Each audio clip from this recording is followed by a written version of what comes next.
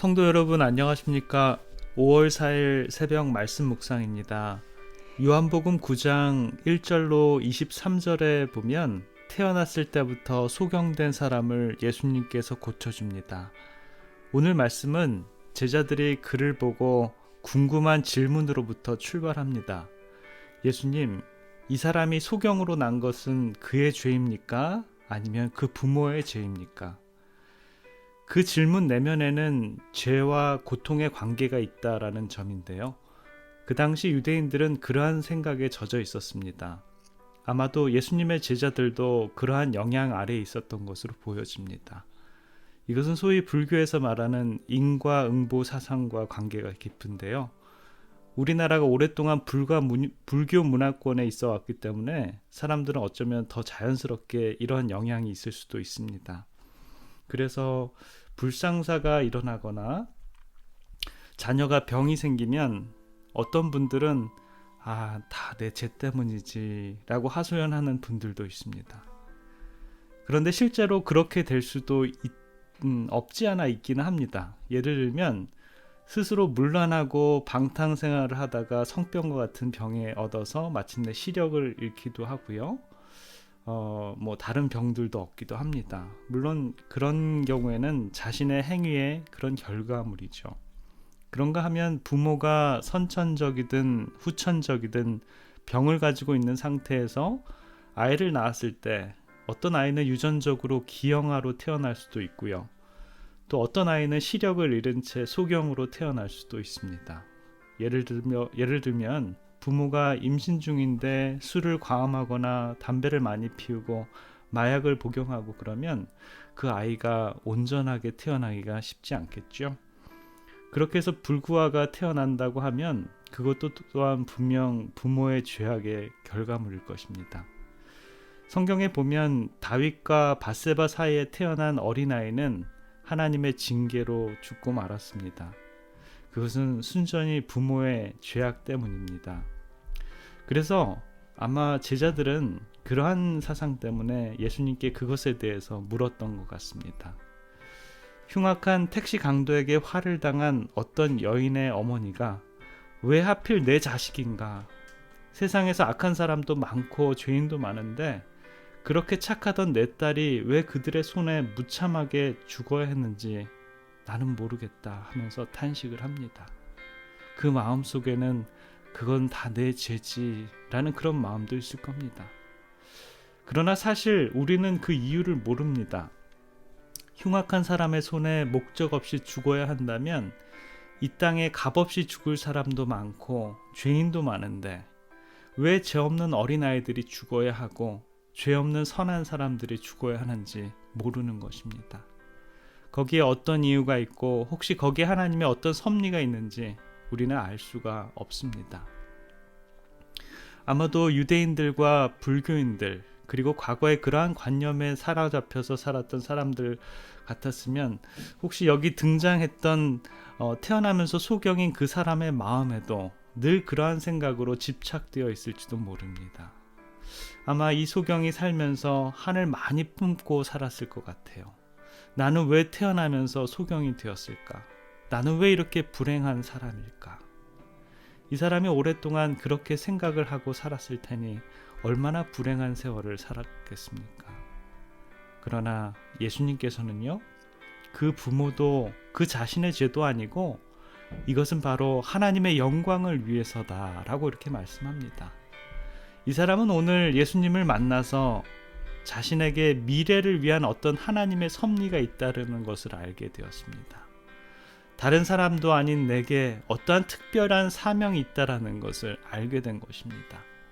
이 사람이 자신에게서 풀리지 않던 문제를 풀었을 때, 그리고 보지 못했는데 보았을 때 얼마나 기쁘고 소망이 있었겠습니까?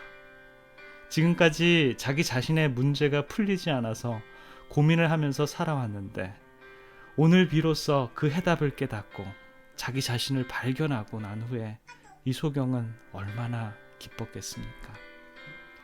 사랑하는 성도 여러분, 여러분들의 마음속에 풀리지 않는 죄의 문제를 아직도 감추고 살아가십니까? 아직도 나의 죄 때문이라고 자책하고 마음이 편치 않고 그 순간만 생각하면 정말 마음이 아프고 쓰러지십니까? 하나님은 지금 우리를 통해서도 이렇게 일하고 계십니다. 어떤 사람이 죽을 병에 들었습니다. 그것은 그 본인에게 있어서 정말 분명한 큰 시련이고 불행한 일이었습니다. 얼마나 마음이 아프고 고통스러웠겠습니까? 그래서 본인은 물론 온 가족이 함께 열심히 기도를 합니다. 뉴스타트도 열심히 했을 겁니다. 그러다가 어느 시점에 가서 기적같이 병이 나았습니다. 정말 깊은 기도를 하는 중에 하나님의 치유의 기적을 체험하게 된 것이죠. 그리고 시간이 얼마 지나지 않아서 병이 감쪽같이 나았습니다. 점점 건강해졌습니다. 그러면 그것으로 끝입니까? 끝이 아닙니다. 그 사람은 그때부터 사람들에게 이 사실을 말하기 시작합니다. 소위 간증이라고 하죠. 이 간증이 잘만 되면 정말 많은 사람들에게 하나님을 전할 수 있습니다. 이 사람이 돌아다니면서 누가 시키지도 않았는데 내가 이렇게 해서 병이 나았다라고, 내가 이렇게 기쁘다라고 사람들에게 전합니다. 내가 지금 어쩌면 가난할 수도 있습니다. 그러나 그 가난, 그것은 어쩌면 그만한 이유가 있을 수 있습니다. 내가 지금 굉장히 부유할 수도 있습니다. 거기에 어쩌면 하나님의 어떤 계획이 있을 수 있습니다. 지금 내가 굉장히 약할 수도 있습니다. 거기에 그럴 만한 하나님의 섭리가 들어있을 수도 있습니다. 지금은 어렵지만 그 일 후에는 반드시 그 일을 통해서 우리들에게 느끼는 그러한 경험이 있을 것입니다. 그것이 바로 하나님이 일하시는 방법입니다. 이 같은 이유를 알고 살아가는 것이 바로 신앙인의 삶입니다. 그래서 신앙인은요, 그 어떤 처지에 처해도 삶을 부정하거나 회피하지 않고 오히려 감사할 줄 아는 그러한 사람들입니다. 오늘 우리는 이 소경에게서 이것을 배우게 됩니다. 이미 그는 큰 희생을 치르고 예수를 하나님의 능력의 대표자로 고백한 바 있었으나 이제는 더욱 높은 계기가 그에게 허락되었다. 내가 인자를 믿느냐? 라는 구주의 질문에 소경되었던 그는 주여 그가 누구시오니까 내가 믿고자 하나이다 라고 묻는 말로 대답하였다. 그래서 예수께서 내가 그를 보았거니와 지금 너와 말하는 자가 그이다 라고 대답하셨다.